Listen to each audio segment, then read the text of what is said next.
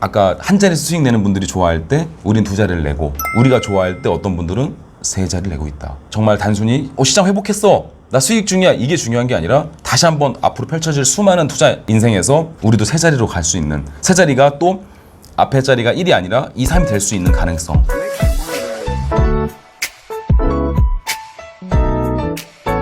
오늘은 저희가 그 지난 3, 4개월 동안 이제 그 힘들었던 날들과 어느 정도 회복하는 기간, 그리고 이제 그 와중에 저희가 느꼈던 그 종목에서 체감했던 것들, 이런 거를 좀 약간 되짚어 보면서 우리가 이제 이런 경험을 통해서 이제 어떻게 한번 좀 하면 나을까, 뭐 이런 거에 대해서 오늘 살짝 준비를 해봤어요. 7월 시장은 좀 어떠셨어요? 이제 살만하지 않나요? 살만하죠. 네. 네. 그래도 뭐 소수의 그 섹터가 많이 끌고 갔지만 그래도 이제 시작하는 종목들도 많이 보이고, 네. 예, 좀 그런 느낌이 드는데 저희가 한번 그 안으로 들어가 보시죠. 네. 사진을 보시면 저희가 항상 우스갯말로 얘기했는데 하필이면 저희가 2월 총과 중순에 유튜브 시작해서 우리가 이제 사진 보시면 이걸 만났잖아요. 3월 달에 이 빨간 박스.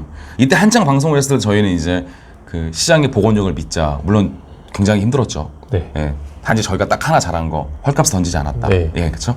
그리고 이제 요 별표가 이제 그 대망의 그 3월 19일. 저도 이날은 아마 평생 또 볼 수 있을까라는 생각이 들어요. 그러니까 정민님도 저도 2008년도를 못 겪어봤잖아요. 네, 그러니까 그런 것보다 더 체감이 컸다고 하니까 선배님들에 대한 얘기를 들어보면 엄청났죠. 네.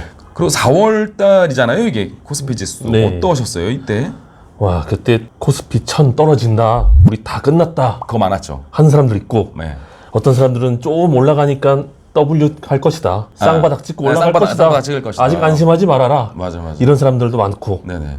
뭐 TV 켤 때마다 달라요. 그 두 부류가 굉장히 많았죠. 네. 많았고.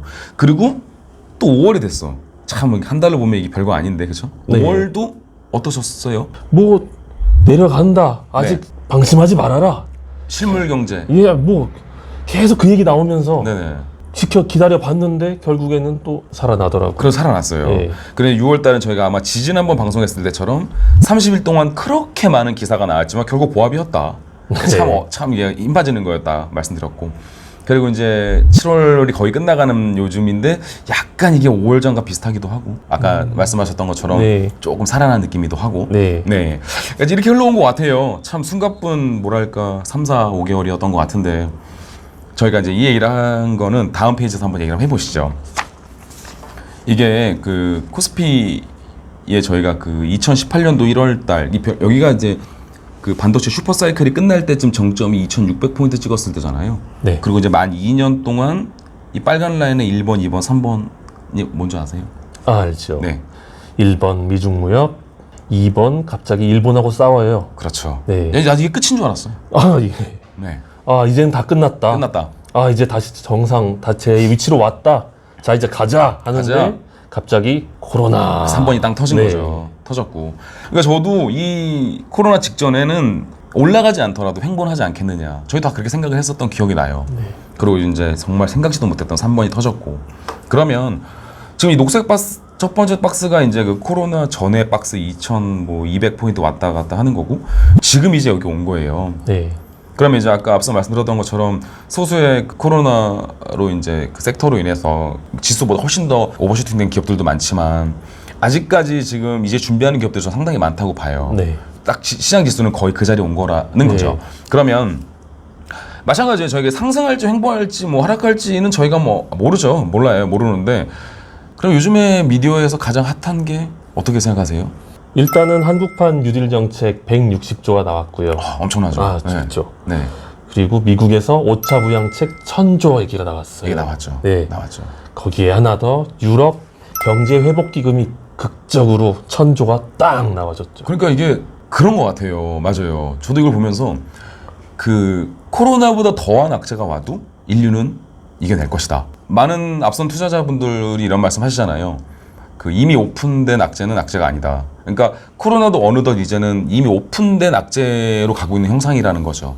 그리고 물론 지금도 뭐 9월달, 10월달 되면 날씨도 추워지고 하면 또 된다, 날씨 확산된다 네. 얘기하지만 3월 19일만큼 하겠냐라는 거죠. 학습 효과가 있기 때문에. 네. 그러니까 저희는 그걸 좀 믿고 그런 시장의 복원력을, 그러니까 지금 복원했으니까 복원력을 넘어서서 이제 진짜 갈 길을 좀 긍정적으로 생각을 해보자.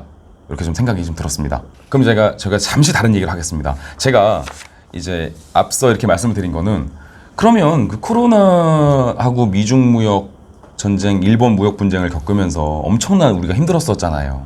그 과정 속에서 저희가 이렇게 보고 배웠던 그런 종목들의 변화는 어떤 게 있었을까 생각을 되게 많이 해봤어요. 그러니까 이런 거죠. 다시 제가 1년 반, 그 1년 뭐 7, 8개월 전 돌아간다면 하락이라는 건 모르지만 내 종목의 변화는 어떤 변화가 있었을까? 이거 혼자 이제 복기를 하면서 공부를 한번 해봤어요. 이제 제가 그 솔직한 감정을 느낀 걸 말씀드리고 싶어요. 네. 그러니까 앞서 말씀드리면 저희가 항상 하는 말이지만 10개 중에서 3.3개 정도는 손절이 됐던 아이디어가 틀릴 수 있으니까 보합이 됐던 치울 수가 있죠. 그렇죠? 그러면 이제 6.6개를 어느 정도 목표 수익률을 하면 우리는 이제 결국 복리로 이길 것이다. 이런 말씀 많이 했는데 좀 더 디테일하게 들어가서 정민님 생각을 해보세요.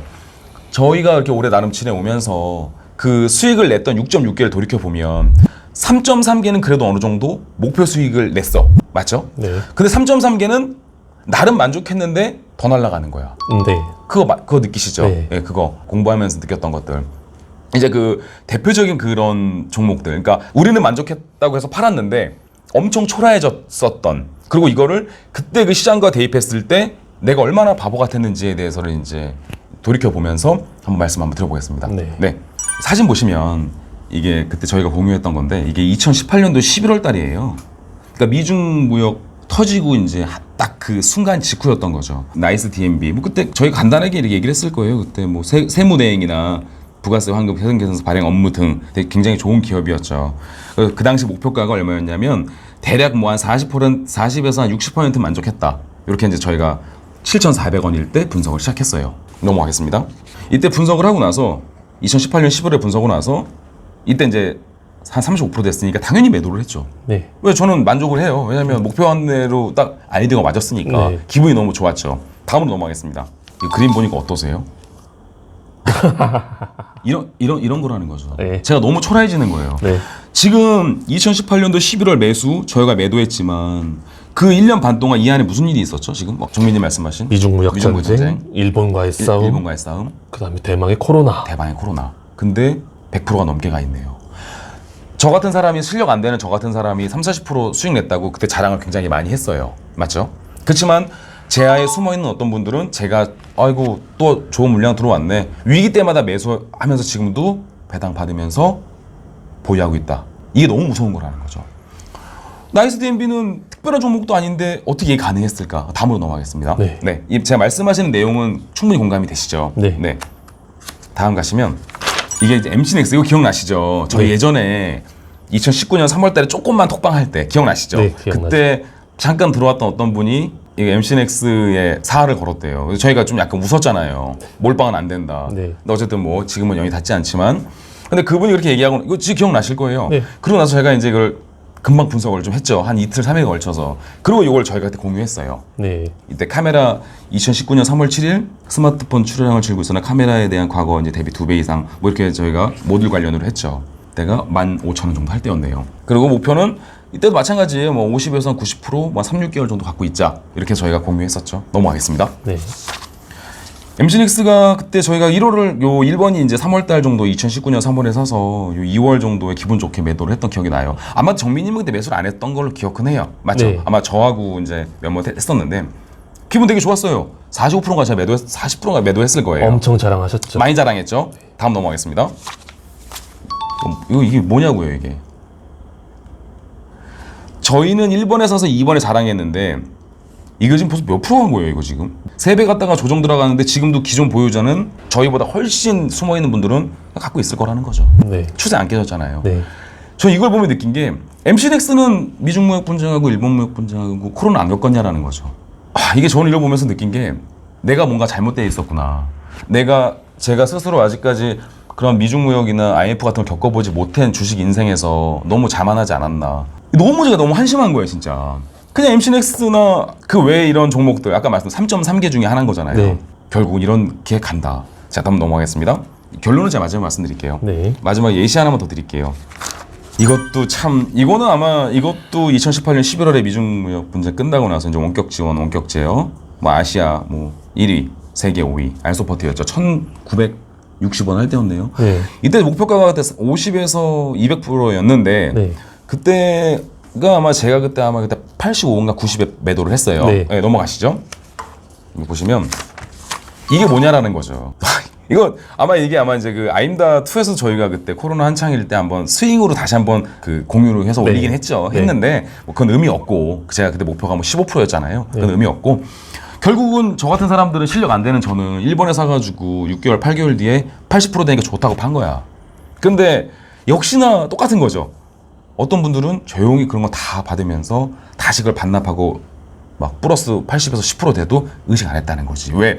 좀 더 기업의 본질을 알고 시장의 큰 메커니즘을 알고 큰 그림을 보는 분들은 지금도 갖고 있는 분들이 있다라는 거죠. 네. 누구는 80% 좋아하고 누구는 지금도 4배 수익 중에 어느 순간 웃고 있을 것이다. 네. 굉장히 무서운 거라는 거죠. 그러니까 이 80% 가는 와중에도 그냥 가는 게 아니잖아 이게. 네. 확대하면은 막 장난 아니잖아요. 네. 그럼 여기서 이제 어떤 분들이 많이 출연하죠? 많이 광경을 목격하는 거? 아, 많죠. 많죠. 3% 먹고 갑니다. 5%잘 먹고 갑니다. 꼭 이런 거 많죠. 많죠. 네. 그러니까 이게 너무 웃긴 거예요. 그러니까 저희가 이런 투자 가치관에 대해서를 항상 논하지만 그런 사람들이 그런 거잖아. 나중에 5% 먹고 수익 내는 분들이 나중에 이렇게 4배가 있으면 저거 내가 샀던 건데 그게 무슨 의미가 있냐라는 거죠. 알소포트는 미중 무역 분쟁 겪고 나서 일본 무역 분쟁 코로나 안 겪고 다 똑같이 겪었다라는 거죠. 네. 저는 이제 이 말씀을 드린 건 이렇게 우리가 아까 말했던 그 3.3기에 대해서 뭔가 제가 얼마나 부족했는지를 이 코로나 사태를 통해서 시장 회복했어요. 괜찮네. 이걸 말씀드리려는 게 아니라 제 부족한 면이 너무 많이 드러나는 거를 오늘 좀 공감을 하고 공유하고 싶었던 거예요. 네. 물론 이런 상황이 또 된다면 이런 이제 폭풍 비바람 흔드는 거 봐요. 이거 못 버텨요. 쉽지 않다라는 거죠. 하지만 버티는 사람들은 신이 아니잖아요. 그런 분들이 결국은 이런 것들을 찾으려 하고 정말 그 투자 그 본질에 입각해서 아까 한 자리 수익 내는 분들이 좋아할 때 우린 두 자리를 내고 우리가 좋아할 때 어떤 분들은 세 자리를 내고 있다. 정말 단순히 시장 회복했어. 나 수익 중이야. 이게 중요한 게 아니라 다시 한번 앞으로 펼쳐질 수많은 투자 인생에서 우리도 세 자리로 갈 수 있는 세 자리가 또 앞에 자리가 1이 아니라 2, 3이 될 수 있는 가능성 우리도 할 수 있다라는 거 그 말씀을 좀 드리고 싶었습니다. 네. 그럼 이제 과연 무엇을 말하고 싶은 거냐 그 하락의 시장과 그래도 꿋꿋하게 정말 그 3.3개의 본인이 직접 분석하고도 놓칠 수밖에 없었던 것들을 이렇게 믹서했을 때 제가 느낀 바를 한번 말씀을 드려볼게요. 네. 예, 뭐냐면요. 이게 지금 제가 그 관심 종목에 대한 한번 캡처를 한번 한 거예요. 그냥 나만의 10년이다. 네.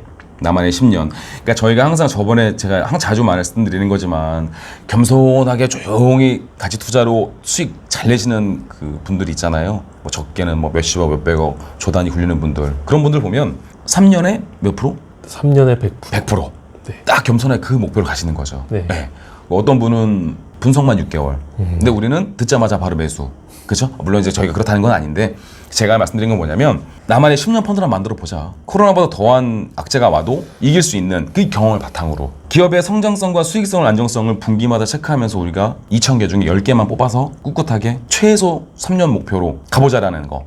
저는 오늘 그 말씀을 좀 드리고 싶었어요. 제가 한번 말씀 좀 한번 해보시겠어요? 제가 6개 적어왔는데 시장을 예견하지 않으며 일희일비하지 않을 것. 네, 이건 저희가 항상 자주 하는 말이지만 너무나도 중요하다는 거를 아까 예시를 통해 너무 잘 할 수 있었어요. 네. 저는 나름대로 6, 8개월 들고 있어서 MC넥스 같은 거 50% 수익 내도 야 너네들 1일비하지 난 안 그랬다 라고 했는데 저도 1일비였다라는 거죠. 아직은 우리가 서로 많이 부족하지만 좀 더 큰 그림으로 기업을 보면서 가는 그런 이제 시작을 다시 한번 해보자 뭐 이런 의미였고요. 2번 한번 말씀 주시겠어요? 기업 가치의 본질을 찾는 노력. 네.